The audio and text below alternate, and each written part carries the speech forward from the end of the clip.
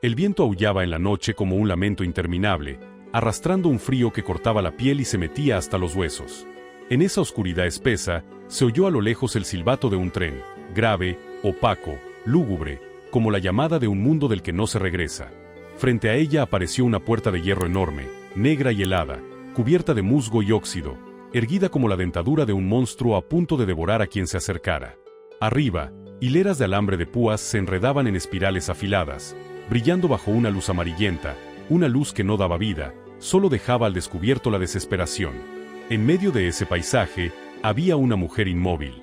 Llevaba el uniforme de prisionera a rayas, gris y descolorido, demasiado ancho, pesado como el destino que le hundía los hombros. El cabello, antes peinado con cuidado en salones dorados, ahora estaba revuelto, pegajoso por el sudor, la suciedad y la sangre seca. Su rostro estaba consumido, pálido, los labios agrietados temblaban con el frío. Pero sus ojos, esos ojos guardaban una chispa extraña, algo que no era fácil de apagar, aunque alrededor solo hubiera oscuridad y muerte. Nadie sabía quién era. Nadie la llamaba por su nombre. No había reverencia, no había respeto. Allí, los títulos no existían. Allí, las personas eran solo números. Nadie en ese campo de concentración sabía que la mujer que estaba ante la puerta del infierno había sido, una vez, una princesa europea, hija de un rey. Nacida entre sedas, criada en grandes salones, donde la luz de las lámparas de cristal se reflejaba en mármol y la música llenaba los bailes. Su vida había estado ligada a ceremonias, a poder, a una reverencia absoluta. Pero nada de eso significaba ya nada. Una corona no podía cambiarse por pan. La sangre real no podía cambiarse por vida. Ante las armas y la violencia, todo se volvía cruelmente igual. En la Segunda Guerra Mundial se habla mucho de cifras. 6 millones de judíos. Decenas de millones de civiles. Estadísticas secas, frías, registradas en libros y reportes. Pero la historia, a veces, olvida a propósito las vidas individuales, las tragedias que no caben en una nota breve. Hubo una muerte que no se anunció oficialmente, sin funeral, sin bandera sobre un ataúd. Una muerte escondida, asfixiada en silencio, como si nunca hubiera ocurrido. La muerte de una princesa europea en un campo de concentración nazi. ¿Por qué una mujer de sangre real terminó en ese infierno? ¿Quién la llevó allí? ¿Quién firmó la orden de arresto? ¿Y por qué, tras su muerte, casi toda Europa guardó silencio?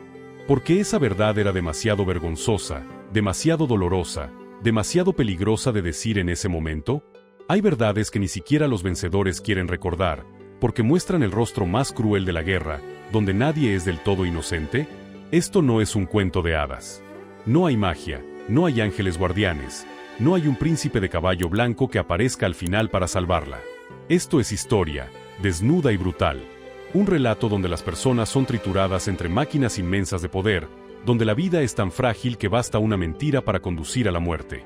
Una tragedia donde la corona no salva, donde el estatus se derrumba ante la violencia y donde la dignidad humana es puesta a prueba hasta el límite. En el viaje que viene, retrocederemos en el tiempo, de los palacios brillantes de la realeza europea, donde la princesa caminaba sobre alfombras rojas y recibía inclinaciones de cabeza, a los barracones húmedos y nauseabundos del campo, donde la gente era tratada como ganado. Veremos una vida quebrada, un destino empujado a un callejón sin salida y una muerte solitaria, escalofriante. Esta es una historia real, y debe contarse, no para alimentar una curiosidad barata, sino para recordar que la guerra puede arrebatarlo todo, incluso a quienes parecen más protegidos. Si estás escuchando estas palabras, tómate un instante para pensar. Estas historias existen porque alguien escucha y recuerda. Si valoras las páginas olvidadas de la historia, si crees que las tragedias reales deben contarse para que jamás se repitan, apoya el canal con un me gusta, una compartida y una suscripción. Tu apoyo no solo ayuda a que el canal siga, también es una forma de pronunciar de nuevo el nombre de quienes fueron enterrados en silencio. Y ahora, crucemos juntos esa puerta de hierro helada. Entremos en una historia real. Una tragedia de sangre real. Una muerte atroz en el corazón de la Alemania en guerra. Y un destino que la historia intentó borrar.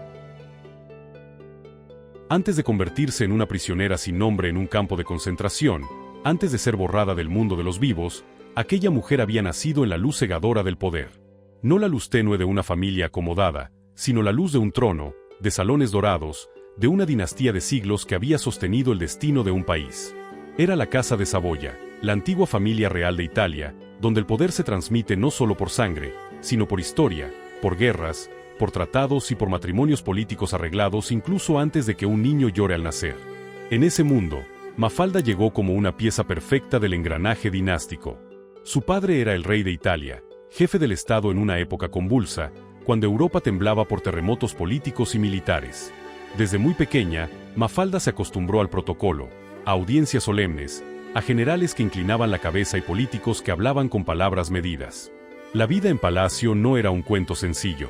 Era un lugar brillante pero asfixiante, donde cada paso era observado, cada frase tenía peso político y cada miembro de la familia real era más un símbolo que una persona común.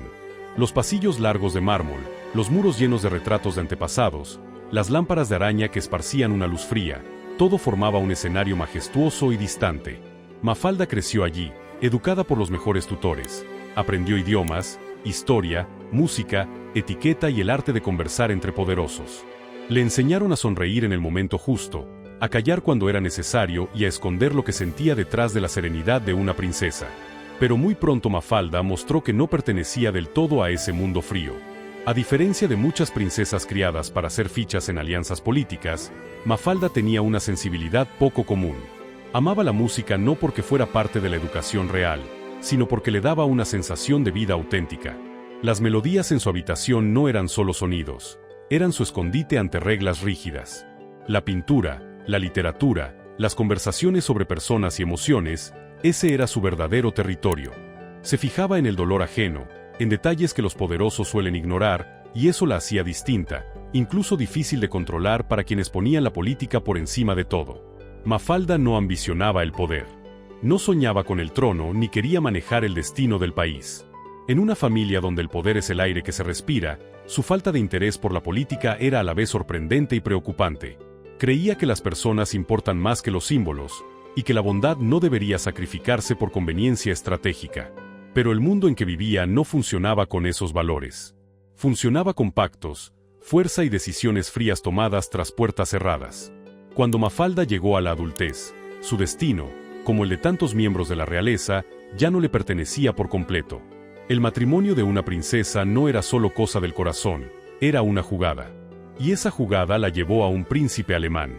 Sobre el papel, era una alianza perfecta, unía dos familias poderosas, reforzaba relaciones entre países y proyectaba estabilidad en una Europa cada vez más inestable. Pero para Mafalda, lo sorprendente fue que, al menos al principio, ese matrimonio no fue solo deber. Los primeros años como esposa parecieron un tiempo de calma. Formó una familia, tuvo hijos y vivió momentos raros de felicidad cotidiana que no siempre se le conceden a una princesa. En la intimidad dejó de ser símbolo y fue esposa y madre. Las risas de los niños, comidas familiares más simples que las ceremonias palaciegas, le dieron el sabor de una vida normal, algo que nunca había tenido. Por un momento, parecía que la historia había apartado la mirada para dejarla vivir. Pero esa calma era frágil como hielo fino. Fuera de los muros de ese hogar, el mundo cambiaba a una velocidad aterradora. El extremismo crecía, la guerra dejaba de ser amenaza lejana y se volvía una realidad cada vez más clara. Alemania ya no era un país común. Se transformaba en una máquina de guerra, donde las personas eran clasificadas, vigiladas y eliminadas si no encajaban en el ideal del régimen. Mafalda, con su sensibilidad y su humanidad, no podía ignorar esas señales. No era activista política, pero tampoco podía cerrar los ojos. Sus relaciones, conversaciones y pequeños gestos empezaron a convertirla en objetivo de quienes sospechaban de cualquiera que no obedeciera por completo. En un mundo donde el silencio se considera complicidad y la compasión se llama debilidad, Mafalda se volvió una presencia incómoda. No se oponía en público, pero tampoco se fundía con la propaganda. Y en esa época, la neutralidad podía ser más peligrosa que la rebelión. La familia de Mafalda, que había sido refugio, empezó a cubrirse de nubes negras. Viajes, noticias, cambios en la actitud de los de alrededor indicaban que el tiempo de paz se acababa. Mafalda lo sentía, aunque no podía imaginar la magnitud de lo que venía. Aún creía, como muchos en las élites, que su condición real le daría alguna seguridad. Que, en medio de la tormenta, existirían líneas que nadie cruzaría. Pero la historia no funciona con creencias. Funciona con poder y miedo. Y Mafalda, la princesa nacida en el resplandor, se acercaba a un giro que no veía. Los años tranquilos, Los recuerdos familiares, las tardes de música y risas, todo era una pausa breve antes de que empezara la pesadilla real. La historia no le permitió vivir en paz, y la luz del palacio, por más brillante que fuera, no podía expulsar la oscuridad que avanzaba desde el corazón de la Europa en guerra. Mientras la luz de los palacios europeos aún se reflejaba en el mármol, en otro lugar la oscuridad ya se movía. Al principio eran discursos de odio en plazas, palabras incendiarias que la multitud respondía con gritos frenéticos. Luego esa oscuridad tomó forma, símbolos, uniformes, banderas y ejércitos listos para aplastar a quien se interpusiera. El nazismo no surgió como una tormenta repentina, sino como una nube negra que fue cubriendo lentamente el cielo de Europa, hasta que la gente comprendió el peligro cuando ya era demasiado tarde. Alemania cambió con una rapidez aterradora. De país herido tras la Primera Guerra Mundial pasó a ser una máquina militar gigantesca, impulsada por disciplina de hierro, propaganda mentirosa y un miedo fabricado con intención. Soldados desfilando en las calles, fábricas de armas trabajando día y noche, carteles que dibujaban enemigos imaginarios. Todo creó un ambiente opresivo, donde las personas eran obligadas a elegir bando y el silencio ya no era seguro. Europa lo sintió. Los países pequeños se inquietaron. Las cortes actuaron con cautela. Pero no todos tuvieron valor para elegir lo correcto. Italia, bajo el fascismo, eligió aliarse con Alemania. En el papel era cooperación estratégica, un modo de reforzar su posición en un mundo que se reorganizaba con violencia. En la realidad, era un apretón de manos con el diablo. Y ese pacto trajo consecuencias que no todos en la realeza italiana estaban dispuestos a aceptar. La familia de Mafalda, acostumbrada a vivir en zonas grises, fue empujada a algo más peligroso: elegir entre la lealtad política y la lealtad a la conciencia. En audiencias y banquetes diplomáticos, el aire se volvió pesado. Sonrisas tensas, brindis vacíos, miradas que se examinaban. Mafalda, sensible como era, lo notó enseguida. Vio el miedo oculto bajo la seguridad fingida. Vio la falsedad en los elogios a un régimen que construía poder sobre exclusión y violencia. Y, sobre todo, vio como valores en los que creía, humanidad, respeto por las personas, derecho a vivir, estaban en peligro real. Mafalda no era ingénua. Sabía que oponerse en público era suicidarse, pero tampoco podía obligarse a ser parte de esa máquina. No gritaba consignas, no levantaba el brazo en el saludo, no participaba en espectáculos de poder. Su silencio no era acuerdo, era resistencia silenciosa. Y esa resistencia, por sutil que fuera, no escapaba a un régimen obsesionado con enemigos invisibles. En lo personal, Mafalda seguía haciendo lo que consideraba correcto. Mantuvo cercanía con judíos que conocía de antes, amigos, artistas, intelectuales, vecinos del mundo previo a la guerra. Cuando la sociedad empezó a darles la espalda, cuando los susurros se volvieron leyes y las miradas de desprecio se volvieron normales, Mafalda no rompió vínculos. Ayudó dentro de sus posibilidades, una palabra de ánimo, una protección discreta, una puerta abierta en el momento crítico. Para Mafalda, eso era lo natural de la conciencia. Para el régimen nazi, era señal de deslealtad. La Gestapo no necesitaba grandes pruebas. A veces bastaba un informe, un susurro en un pasillo, un nombre en una lista de no confiables.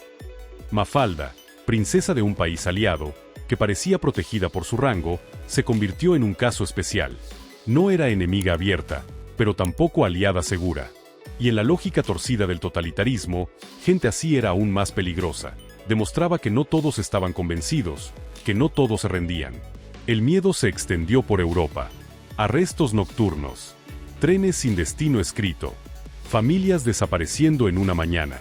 Mafalda oía esas historias, primero lejanas, luego cada vez más cerca. Vio amigos desaparecer. Vio rostros conocidos dejar de presentarse. Entendió que el muro que protegía su vida se estaba agrietando. Pero aún así creyó que había límites que los nazis no cruzarían.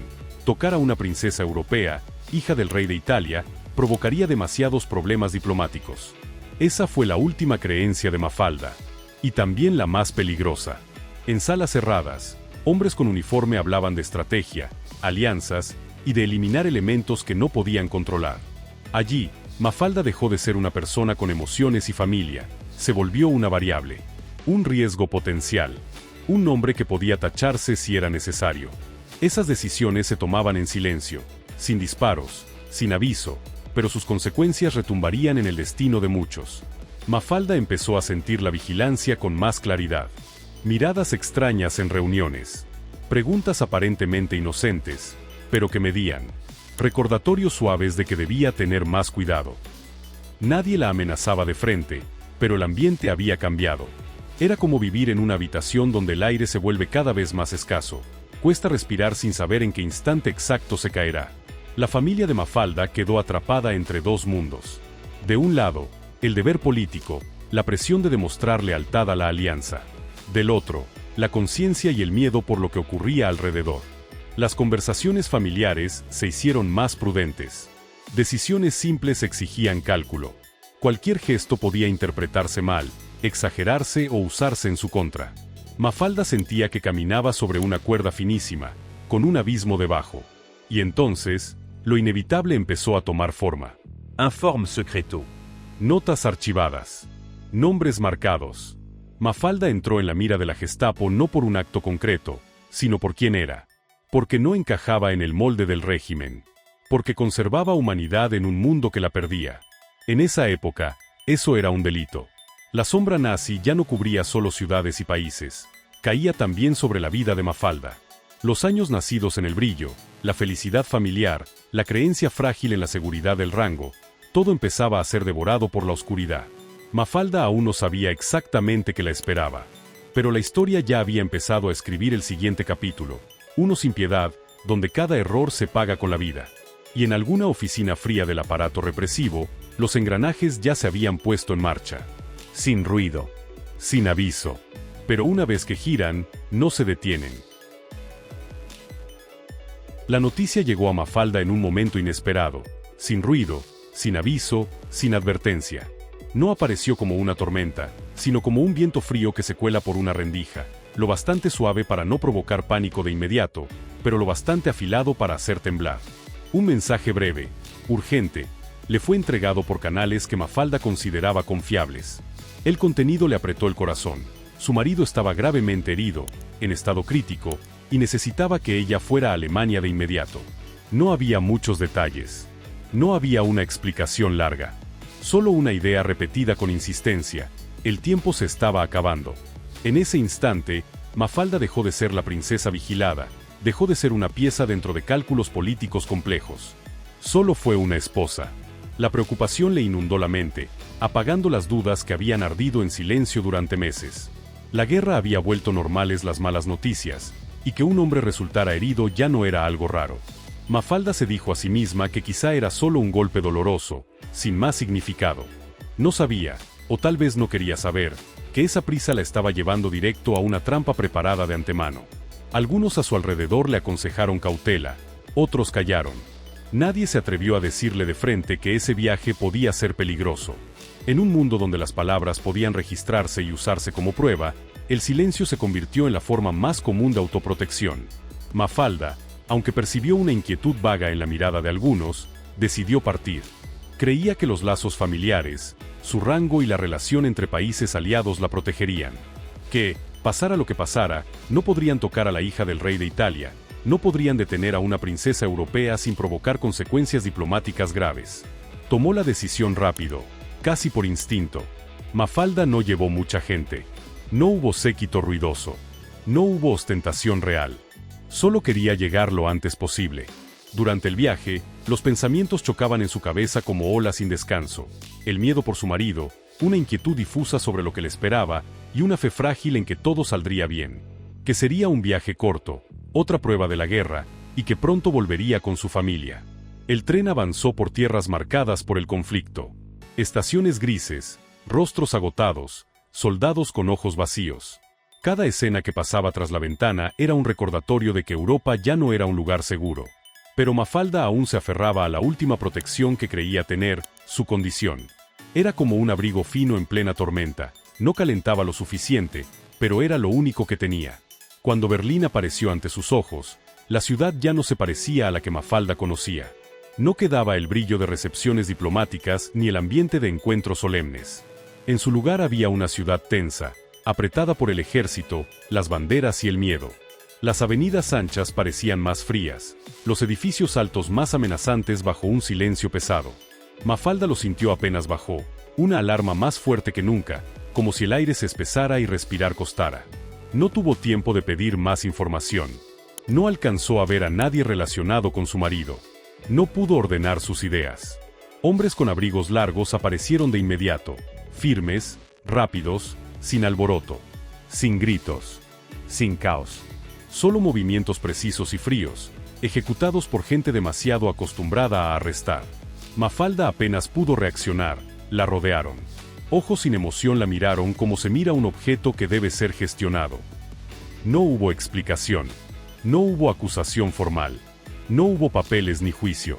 Cuando Mafalda preguntó, recibió silencio. Cuando mencionó su rango, nadie se inmutó. Esos hombres no estaban allí para discutir, estaban allí para obedecer. La orden era simple, detenerla. Todo ocurrió tan rápido que Mafalda casi no entendió qué estaba pasando. Y justamente esa rapidez era lo más aterrador. No hubo oportunidad de pedir ayuda. No hubo tiempo de mandar un mensaje. No existió un último momento para prepararse. En pocos minutos, la vida de una princesa se quebró y tomó una dirección sin regreso. Mientras se la llevaban, Mafalda intentó mantener la calma. Se dijo que quizá era un error. Un malentendido dentro del aparato administrativo gigantesco de la guerra. Que, cuando se aclarara, la liberarían. Esa fe, aunque débil, era lo único que la mantenía en pie en los primeros minutos del shock. Pero, en el fondo, nació otro miedo, que la habían engañado, que la noticia del marido era solo un pretexto, y que ese viaje nunca había sido para reunirse con su familia. La puerta se cerró de golpe a su espalda. El metal sonó frío, definitivo, como un punto final. Ya no había palacio. Ya no había títulos. Ya no había privilegios. Solo muros desnudos y un silencio pesado.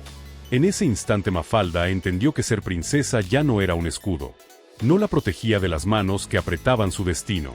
Al contrario, podía ser la razón por la que se había convertido en objetivo.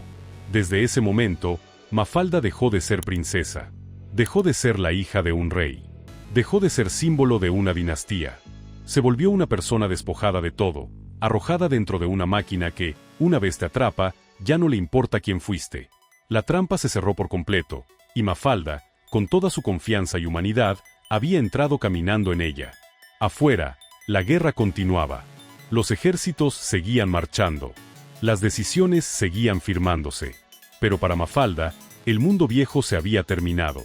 Lo que venía ya no eran salas cálidas ni música en palacios, sino un descenso, más profundo y más oscuro, hacia un lugar donde la dignidad humana sería llevada hasta el límite.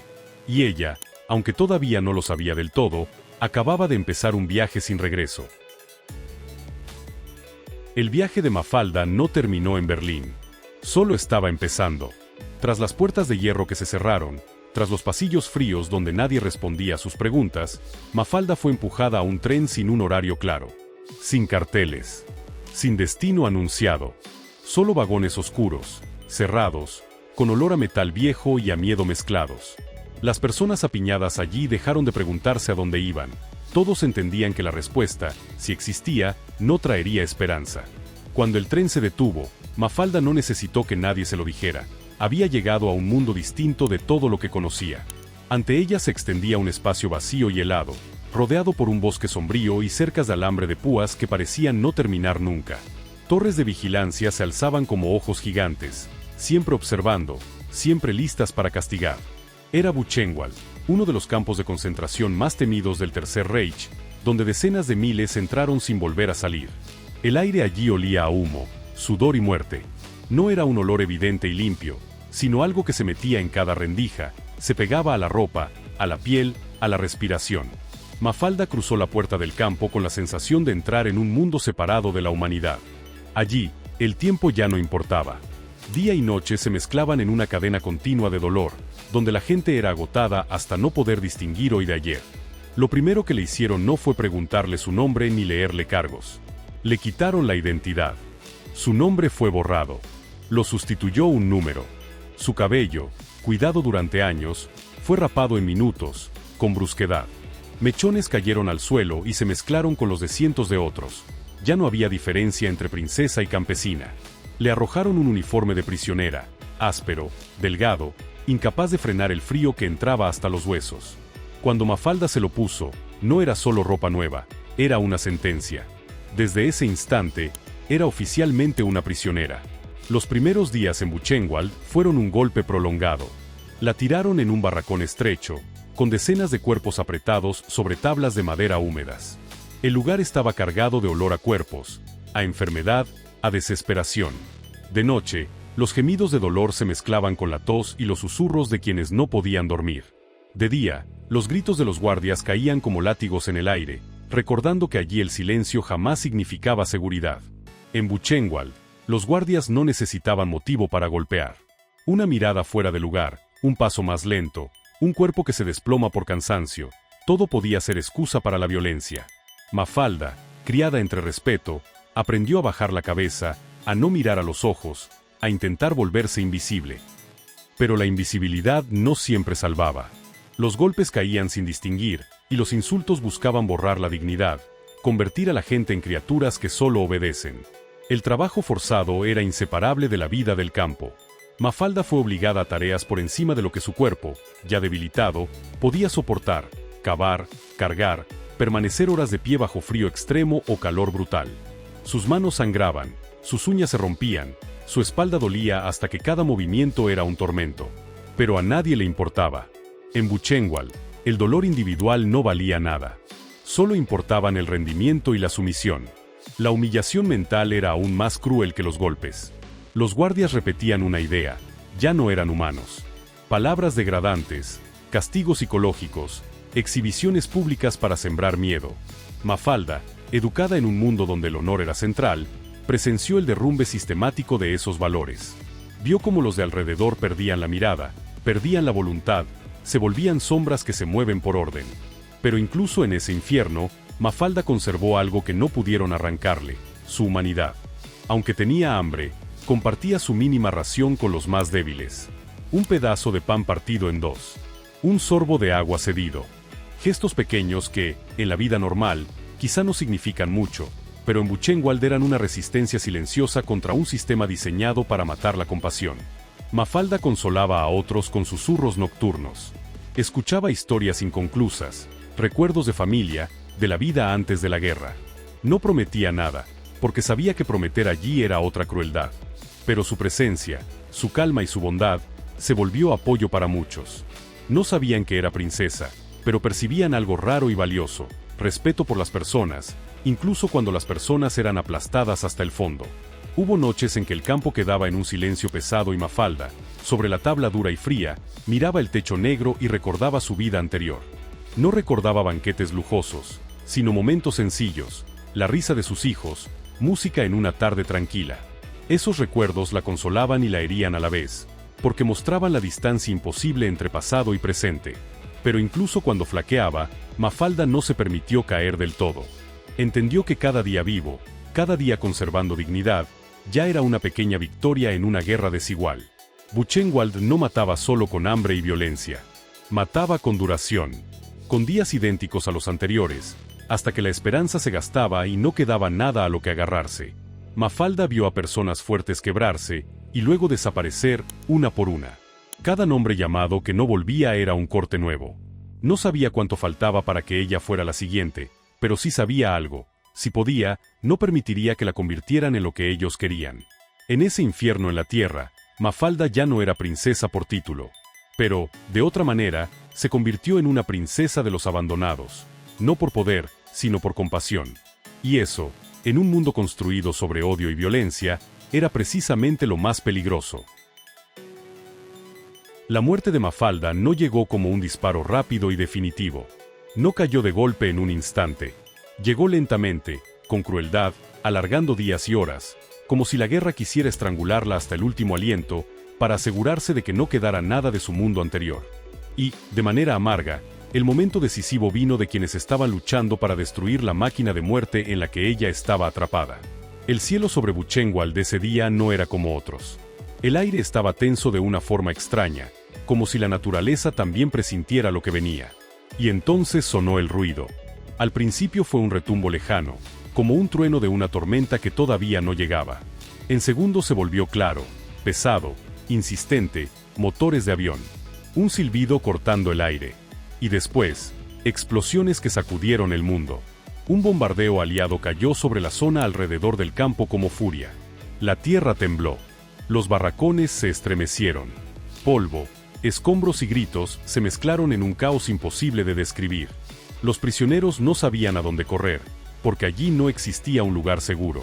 Las cercas de alambre, las torres, los muros, todo hacía del campo una trampa gigantesca, con la gente atrapada entre bombas y rifles. Mafalda estaba en el centro de ese caos.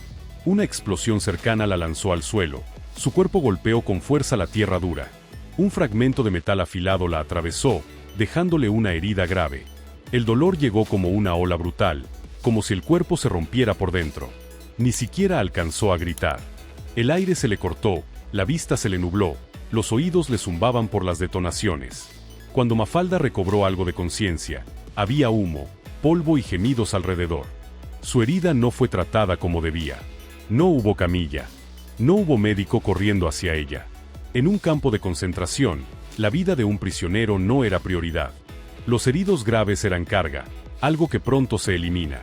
Arrastraron a Mafalda y la dejaron en un rincón, junto a otros cuerpos sangrando, gimiendo, muriendo. Nadie preguntó dónde le dolía. Nadie midió cuán profunda era la herida. Solo era un número, y ese número iba perdiendo valor. Los días siguientes se volvieron una cadena de dolor constante. La herida se infectó. No había medicinas. No había antibióticos. No había atención. Solo telas sucias atadas de forma improvisada, y luego el abandono. La fiebre venía y se iba, con delirios. A veces Mafalda estaba lúcida y sentía el dolor expandirse como fuego por el cuerpo. A veces se hundía en recuerdos, habitaciones llenas de luz, un piano, risas de niños. El dolor no era solo físico. Era mental. Mafalda comprendió que nadie vendría a rescatarla. No habría milagro. No habría noticia buena al final. Los prisioneros que la habían visto compartir comida, que la habían escuchado consolar en la noche, ahora la miraban sin poder hacer nada. No tenían nada que darle salvo una mano apretada, una mirada llena de pena. Allí, la compasión era lo único que quedaba, pero no curaba heridas. Sus últimas horas pasaron entre lucidez y niebla. La fiebre la hacía temblar, sudor frío empapaba el uniforme delgado. La respiración era pesada, cortada. Cada inhalación dolía como si un cuchillo se clavara en el pecho. Estaba sola entre la multitud, porque aunque hubiera gente cerca, nadie sabía quién era en realidad. Nadie sabía que esa mujer agonizante había sido una princesa de una dinastía europea. Nadie sabía que había caminado sobre alfombras rojas y escuchado títulos de respeto. En sus últimos instantes, Mafalda no llamó al poder. No llamó a una corona. No pensó en el honor real. Lo que apareció en su mente fueron sus hijos, los raros momentos de paz de una vida corta. Tal vez allí entendió que todo, brillo, caída, dolor, se disolvía al final y quedaba solo lo humano.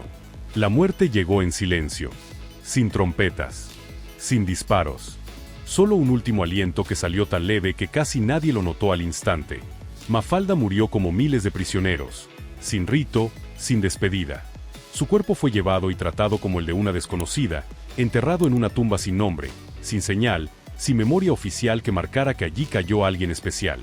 Una princesa, muerta como una prisionera sin nombre. Su muerte no fue comunicada de inmediato a la familia. No hubo telegrama. No hubo explicación. Mientras afuera el mundo seguía girando y la guerra continuaba entre noticias y victorias, su desaparición fue devorada por la máquina inmensa de violencia y mentira. Nadie se apresuró a mencionarla, porque nombrarla era admitir que nadie estaba a salvo, que incluso la sangre real podía ser aplastada sin dejar rastro. En Buchenwald, la vida siguió con su lógica torcida. Llegaban nuevos prisioneros. Los antiguos desaparecían. Pero para quienes habían conocido a Mafalda, quienes recibieron un pedazo de pan de su mano, quienes escucharon su susurro de consuelo en la oscuridad, esa muerte dejó un vacío distinto. No sabían toda su historia, pero sabían que habían perdido a alguien bueno. Y en el infierno, perder a alguien bueno es perder una parte de la esperanza. La tragedia de Mafalda alcanzó su punto máximo allí. No cuando la arrestaron, ni cuando le quitaron el nombre, sino en la verdad cruel de que murió mientras el mundo casi no se enteró. Una princesa nacida en el resplandor terminó en barro y silencio. Y ese silencio es lo más inquietante, porque muestra que la guerra no solo mata personas, también intenta borrar su memoria. Tras el último aliento de Mafalda en el campo, No se envió ningún comunicado oficial. No hubo noticia. No hubo esquela. No hubo una línea que confirmara que la hija del rey de Italia había muerto. Su muerte fue tragada por la oscuridad, como tantas otras, pero con un silencio deliberado. El aparato nazi sabía perfectamente lo que había hecho, y precisamente por eso decidió ocultarlo. Para los nazis, Mafalda no era solo una prisionera. Era un error. Un riesgo diplomático. Una prueba peligrosa de que su crueldad podía cruzar cualquier límite, incluso los límites que ellos mismos decían intocables. Publicar su muerte significaba admitir que habían detenido, encarcelado y dejado morir a una princesa europea en un campo. Eso podía sacudir alianzas frágiles, encender indignación internacional y dañar la imagen que intentaban construir. Por eso eligieron el silencio. Archivos guardados. Nombres borrados. Identidad reducida a un número. La muerte de Mafalda quedó en notas frías, sin emoción, sin explicación. Para el mundo exterior, Mafalda simplemente desapareció. Nadie decía que estuviera viva, pero tampoco confirmaban que hubiera muerto. Esa ambigüedad fue un velo perfecto, prolongó el dolor y la incertidumbre de quienes esperaban noticias. En Italia, en habitaciones aún llenas de retratos de antepasados y de rituales reales, su familia vivió en una espera desesperada. No había información clara. No había cartas. No había aviso oficial. Solo rumores sueltos y contradictorios, que circulaban por canales diplomáticos no oficiales. Unos decían que estaba detenida. Otros susurraban que la habían llevado a algún lugar de Alemania. Algunos creían que seguía viva, aislada. La esperanza, en ese contexto, se volvió algo necesario y cruel a la vez. La familia se aferró a ella porque no tenía otra opción. Creer que Mafalda vivía significaba poder seguir esperando, rezando, creyendo que no todo había terminado. Creer que estaba muerta era algo que nadie estaba listo para enfrentar. El silencio nazi, entonces, no solo ocultó el crimen, prolongó el sufrimiento de los que quedaron. Pasó el tiempo. La guerra siguió. Cada día sin noticias erosionaba la esperanza, pero nunca la apagaba del todo. En conversaciones discretas, la familia intentó encontrar información, entender qué había ocurrido realmente. Pero en un mundo gobernado por propaganda y miedo, la verdad era un lujo, se deformaba, se retrasaba o se enterraba. Y entonces la guerra terminó. La maquinaria nazi se derrumbó. Las puertas de los campos se abrieron. El mundo vio imágenes de horror, cuerpos consumidos, fosas comunes, pruebas imposibles de negar. Cuando la luz por fin entró en lugares antes ocultos, la verdad empezó a filtrarse, lenta, dolorosa, incompleta. Se reunieron archivos del campo, listas de prisioneros, reportes de muertes, notas administrativas frías. En ese mar de papeles, el nombre de Mafalda no apareció de inmediato. Estaba escondido bajo números y códigos. Pero poco a poco, con testimonios de supervivientes y comparación de fechas, empezó a formarse una imagen oscura. Algunos recordaban a una mujer distinta en el campo. No porque recibiera mejor trato, no lo recibió, sino por su manera de ser. Recordaban a alguien que compartía su comida, que consolaba por la noche, que mantenía una calma extraña en medio del caos. No sabían que era una princesa. Solo sabían que era una persona buena. Y cuando esos recuerdos sueltos se unieron, el nombre de Mafalda comenzó a surgir, como una sombra entre niebla. La verdad, cuando al fin se reveló, no llegó como un único golpe. Llegó en fragmentos, en detalles pequeños, y cada fragmento traía un dolor propio. La familia tuvo que aceptar que Mafalda no murió por un accidente cualquiera, ni por una enfermedad común, sino porque fue detenida en un campo, herida en un bombardeo y dejada sin ayuda hasta morir. No hubo intento real de salvarla. No hubo intervención diplomática a tiempo. Solo una indiferencia organizada. Para la familia, el dolor no era solo la muerte, sino el encubrimiento. Comprendieron que mientras ellos esperaban y rezaban, Mafalda ya había caído en una tumba sin nombre. Que los silencios y respuestas vagas no eran falta de información, eran una decisión. Esa verdad fue como una herida tardía, aún más profunda porque llegó cuando ya era demasiado tarde para cambiar nada. Para el mundo, el caso de Mafalda se volvió otra prueba de que bajo un régimen totalitario nadie está seguro. Ni el rango, ni la sangre, ni las alianzas protegen cuando el aparato decide eliminarte. Pero la muerte de Mafalda tuvo un peso especial, rompió la ilusión de que existían límites intocables. Mostró que la guerra, unida al extremismo, lo devora todo, no distingue entre civiles, nobles o princesas. La verdad salió a la luz, pero nunca pudo reparar lo perdido. Mafalda no podía volver desde su tumba anónima. Los años de silencio no podían recuperarse. Sus últimos momentos quedaron para siempre en soledad. Y eso hace esta historia más inquietante, no solo por el final trágico, sino porque fue ocultada tanto tiempo que, cuando por fin se contó, se volvió una advertencia tardía sobre el precio del silencio.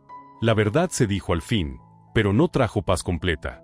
Dejó una pregunta suspendida, insistente: ¿cuántas historias como esta quedaron enterradas con la guerra, sin ser contadas? Y si no se cuentan, ¿la historia termina de verdad o solo espera para repetirse con otro rostro? Cuando la guerra terminó, Europa empezó a remendar sus ruinas.